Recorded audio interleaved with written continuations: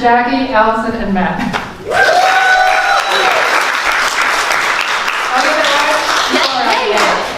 They look the same. Welcome to Spiritual Soul Center. You know, we are here to create a movement grounded in love and kindness that transforms us, our community, and the world. That's what we're here to do. Yes? And if you're here for the first time, I invite you to join us. We are here to create a movement, first of all in ourselves, grounded in love and kindness that transforms us, our community, and the world. Let's say that together. Deep breath in.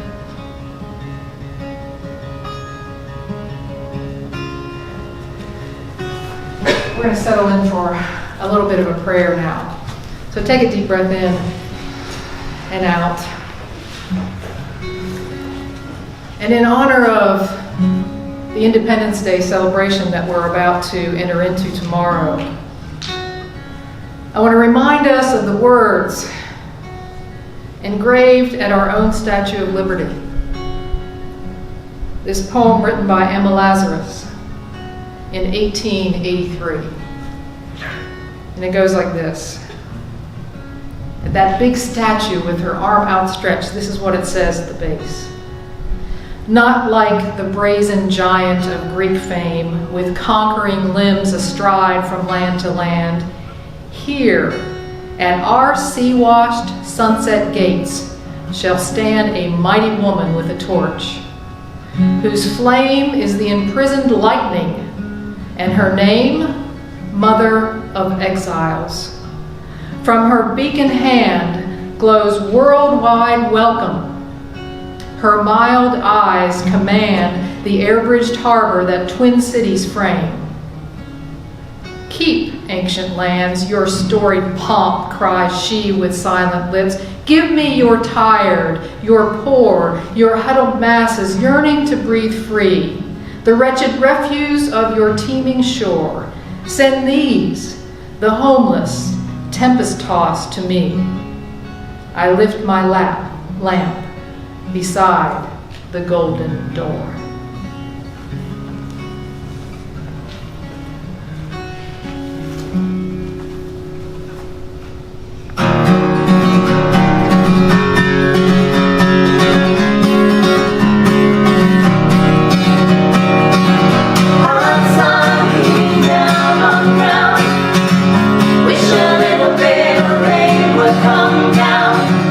Been a long time here without clouds.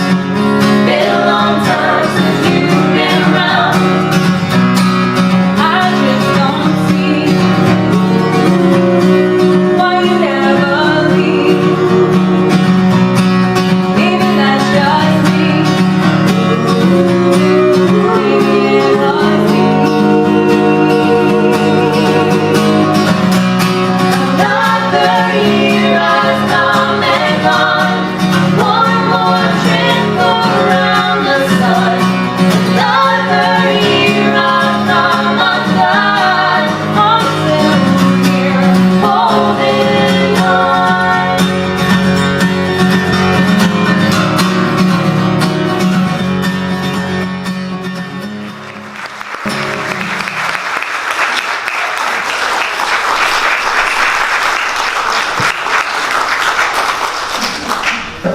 Aren't you glad you came now? Yeah. I'm still here. I love that song. You know, I've been listening to it on YouTube. You can listen to them on YouTube. And, you know, another year. And you're still here. And it goes right into my message today, actually. I asked Renee, you know, what should I be talking about today? She says, well, you should be talking about freedom. I'm like, okay. Scratch the last 3 pages written in my journal about what I thought I was going to talk about. And thought, okay, you're right. Freedom might be a good idea on the day before Independence Day. And, you know, what really is freedom? What really is freedom? This celebration, we call it the 4th of July. It really is Independence Day. And I want to read to you what Thomas Jefferson wrote as the intention when the Declaration of Independence was signed on July 4th, 1776. You all know that, right? That's what we celebrate. And here's what he said. He said, the intention of the Declaration was not saying something new, but to place before mankind the common sense of the subject in terms so plain and firm as to command their assent, command the attention. Neither aiming at originality of principles or sentiments, nor yet copied from any particular or previous writing, it was intended to be an expression of the American mind. The Declaration of Independence. Like, it isn't, you know, picnics and the beach, and I know we're all excited and a day off of work, but this is really the guts of this thing, the guts of this celebration, Independence Day. And they began this outline of the Declaration of Independence before they put the grievances and the reasoning of why this independence was needed. This separation from the crown, the British crown, the separation from Great Britain, right? That's what it was about, saying, you know, we're done with that. We're done with that. This is the declaration that says, no, we are no longer under that rule.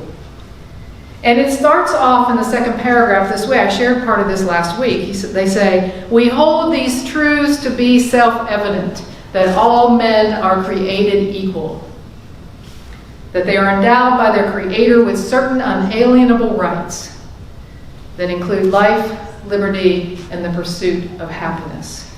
And our framers even declared toward the end of the Declaration that they were making this appeal to the supreme judge of the world.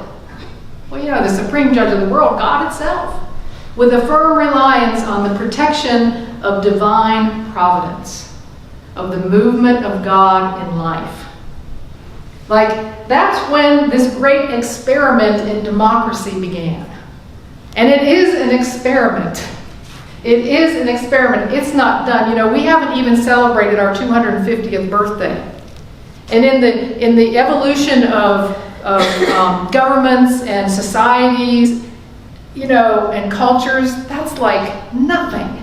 Doesn't even register on the scale of humankind. Doesn't even register. Less than 246 years? That's like nothing. But this was the great experiment, and it was intended in this declaration that this government be by the people, for the people. In other words, there were to be free elections. And these rights of life, liberty, and the pursuit of happiness were for everyone. Here's the timeline. Well, that really was what it meant to be free, is what they were saying. But we all know that the words, all men are created equal, excluded large groups of people at that time, by the way. They excluded women, they excluded Native Americans, and they excluded anyone with black or brown skin. So it really wasn't a declaration of independence for all, but you know what? It was a start. It was a start of something. It was a start of something. And I think that's what sets it apart. You know, the Declaration of Independence signed July 4, 1776. The Constitution was ratified on September 17, 1787, followed by the Bill of Rights, which is the first 10 amendments to the Constitution, completed in 1791. The end of slavery was established in the 13th Amendment, guess how many years later? In 1865, 89 years after the Declaration of Independence. And as we know, if you listened to my talk last week, it just didn't drop the thing and now all the slaves were free. It took a long time, and still today, there is racial disparity. Right, this many years later. The last amendment to the Constitution, of which there are 26, was made in 1971. It was adopted the age of 18 to vote. And that came out of the Vietnam War, where young boys, not even men, young boys were being drafted at 18 years old to fight in a war and still did not have the right to vote. And so the final amendment to the current Constitution established the right to vote at 18. Wow! Wow! And not that long ago, the end of slavery, 1865, that's only 157 years ago. That's like, whoa! And we might think, well, we made it a long way, but there's still a long way to go.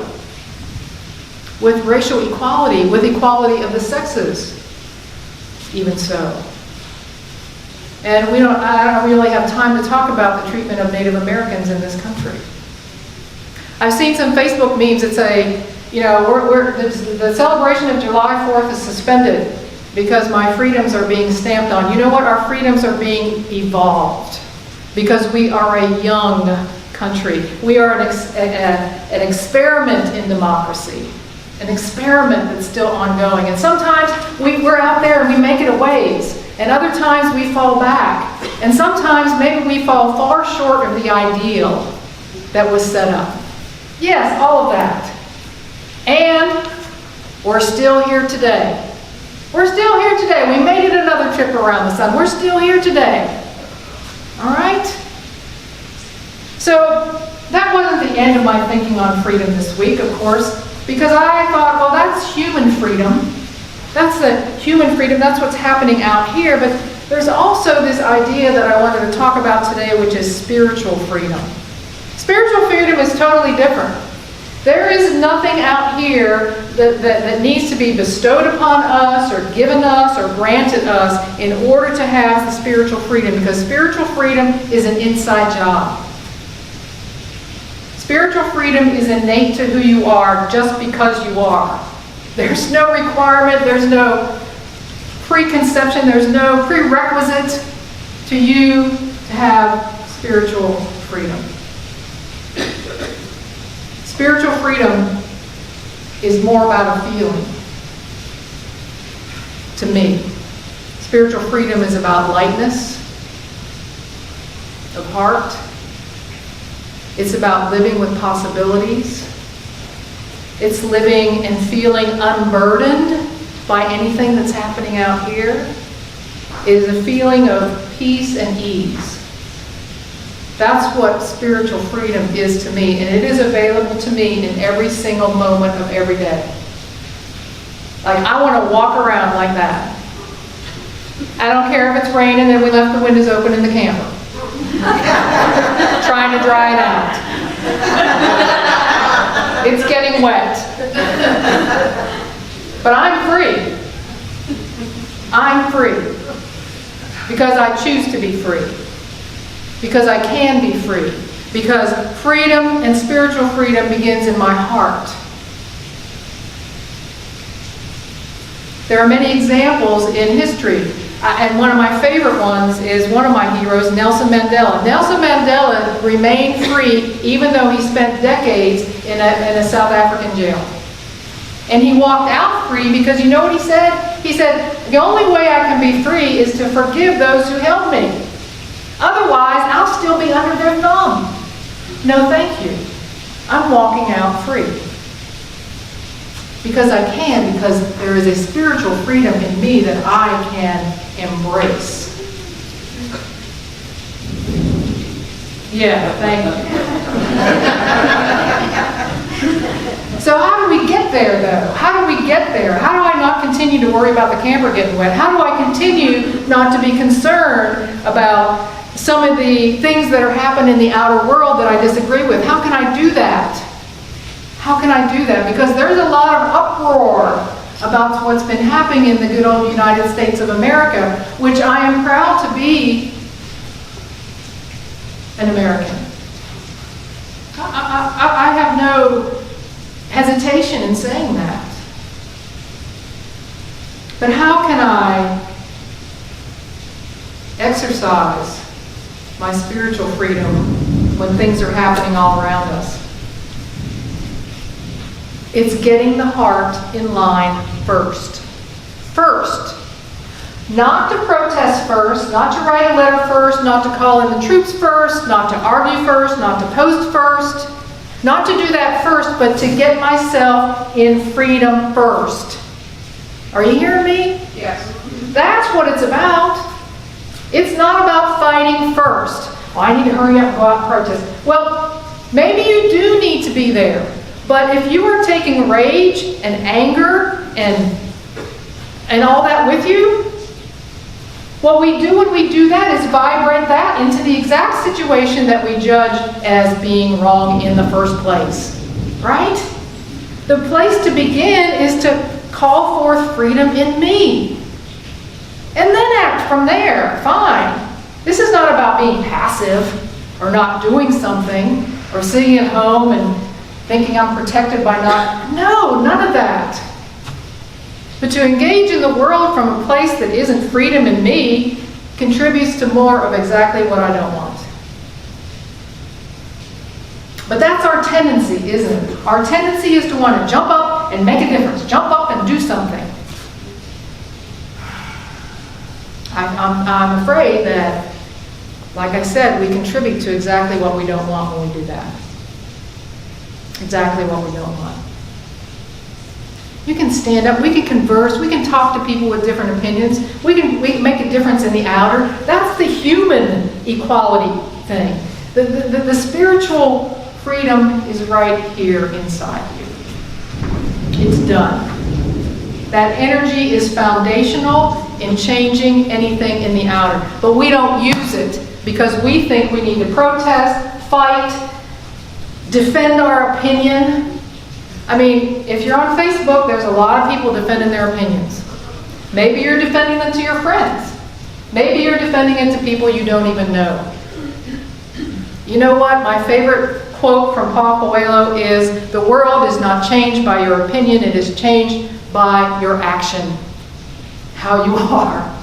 Not what you say, not what you believe.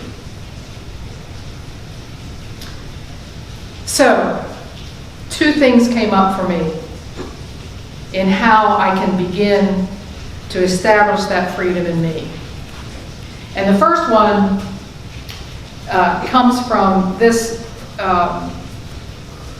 scripture verse that's one of my favorites. You've heard it before if you've been here at all. From John chapter 5, starting at verse 30. Now listen to this.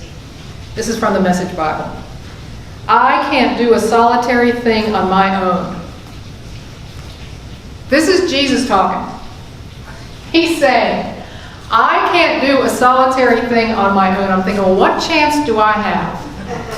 If this guy, who was a master of, we're still talking about him 2,000 some years later. He says, I can't do a solitary thing on my own.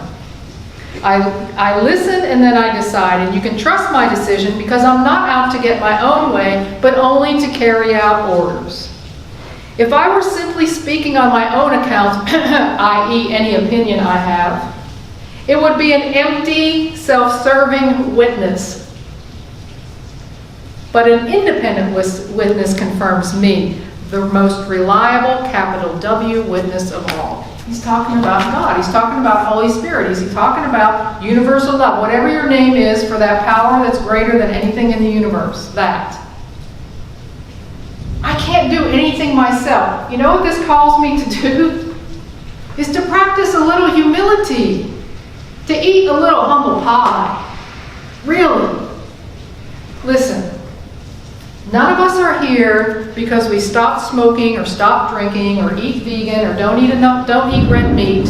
We're not here because we're a good person or we volunteer or we give money to this cause and that cause. We're not here because of that. You know why we're here? Because the world and the cosmos has decided they're not done with us yet.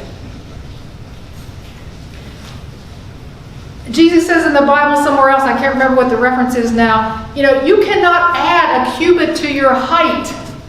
So why are you worried about all this stuff? Like, you have no control. We're not here because of anything we do. Like, I don't believe that we can change the date of our soul departure no matter what. Oh, you said, well, I'm eating better. Well, yeah, good. That bus that's coming around the corner, well, I mean, you don't know. How about a little humility? I think if we practice humility, we can be more free in ourselves. Because we have no idea. We have no idea. If you want to be free, eat a little humble pie. I use the pie reference because, picnic's tomorrow and Independence Day and maybe pie. I love pie. Any fruit pie. Cream pie, not so much. Sorry, Dad. But fruit pie, I love it. To practice humility, we really have to realize that there's some cosmic energy, love, God, spirit in the universe that knows way more than we could possibly know. I mean, I believe that. I don't know what you believe. But the last time you tried to control it, what happened? Some people think they're here because of answered prayer. This is another thing that, as a minister, I want to speak out on. When we prayed, and that we got this result, this person got better. It wasn't because you prayed.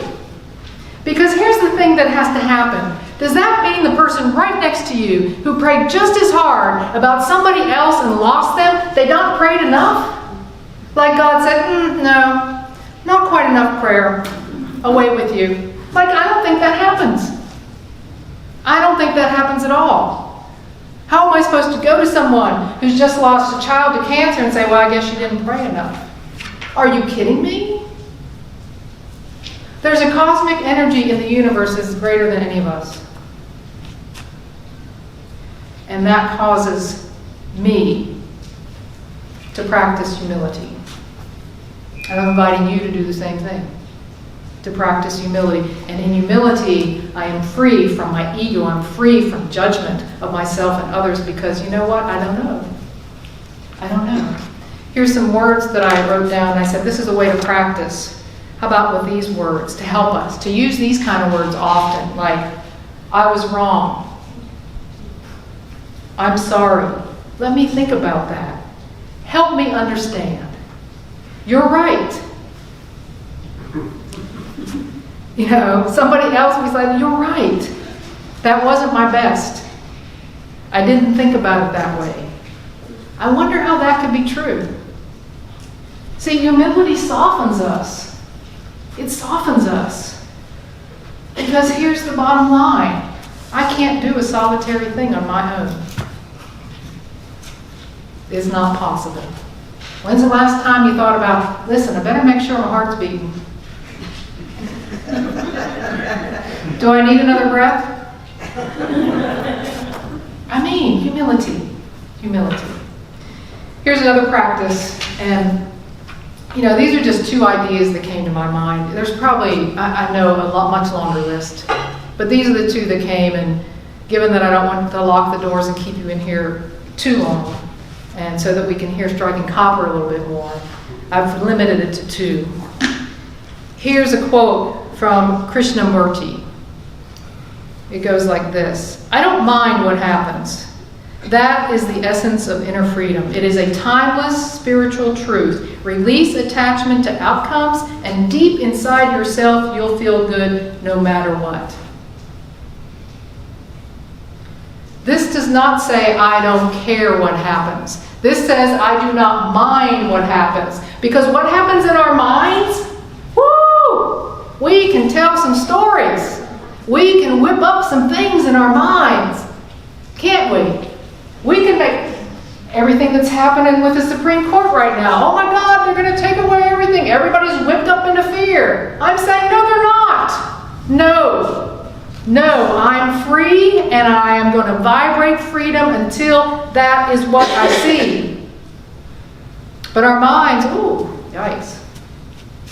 So it's not I don't care what happens. It's that I don't mind. I don't let my mind be carried away with things that I don't want. I want to walk around that free woman all the time. Oh, you see me smiling up here and you think, man, how does she do that? You know, I don't do it perfectly. I'm still working on it. Probably why this message came to me is because I need to hear it first. But it takes practice. It takes practice to do this. Because what this quote says to me is, I don't mind what's happening. I don't let my mind be carried away, but I care deeply.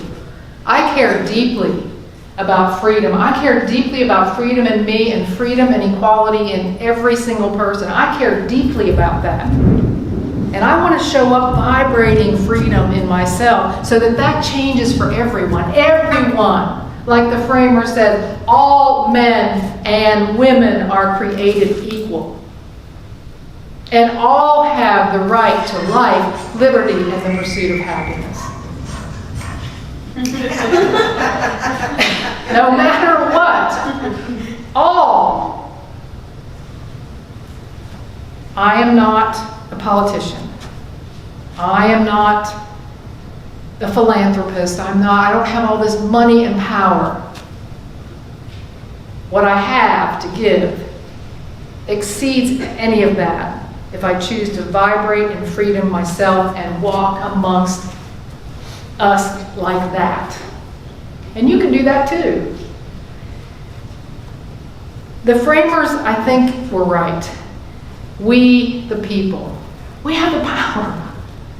We have the power of God in us, of freedom, peace, a possibility. Let's not get that over to fear. Let's walk in freedom. Chin high. It feels good. I like it when I do it up here.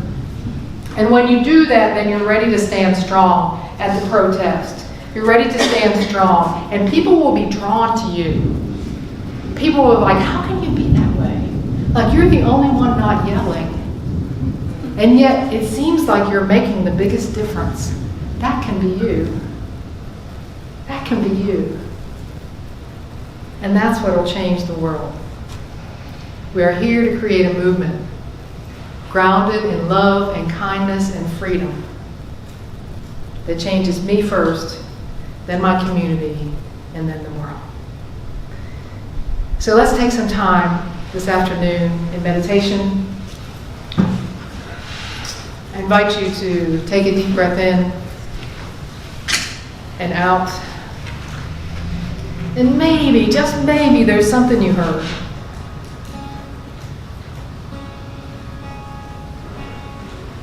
That you want to let sit on your heart. Just let it sit there.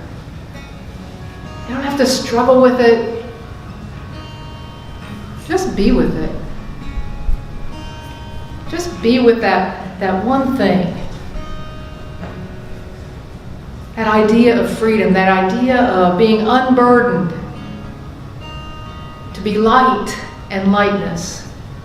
To be filled with possibility. To trust from the inside.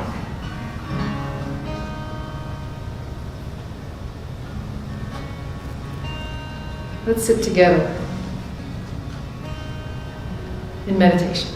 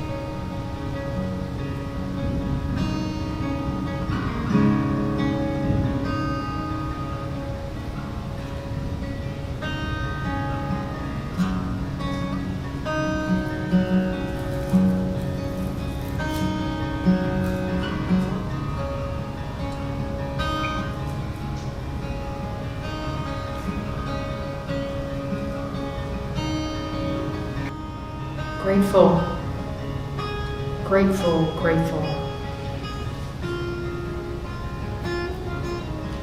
Humble, humble, humble. Free, free, free. And grateful again. Amen.